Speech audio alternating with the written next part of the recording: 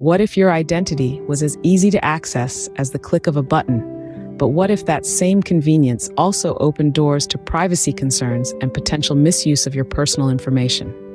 Welcome to the complex world of digital identity and privacy. In a bid to modernize identity verification, Australia has been actively working on a digital ID bill. Proof of age card, passport, Medicare card, birth certificate and address details puts all that information at risk of falling into the wrong hands. Say hello to Australia's digital ID system. Australia's digital ID system brings together government and industry digital IDs. This will mean more secure digital ID options for you to choose from and more ways for you to use them. The goal is to incorporate private sector identity service providers into the system within the next 2 years. However, this move hasn't been without opposition. The Coalition and Greens parties have expressed their hesitations, citing concerns about a big government approach. Due to the composition of the upper house, where the Labor Party holds only 26 out of 76 seats, the digital ID bill needs the support of at least one other party to pass.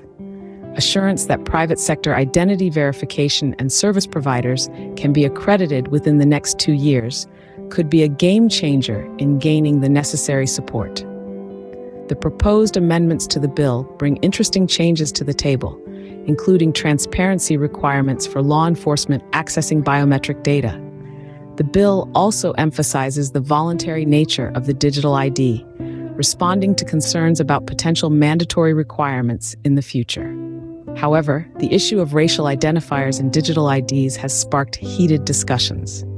Finance Minister Katie Gallagher rejected proposals to include racial identifiers in the Australian National Digital ID.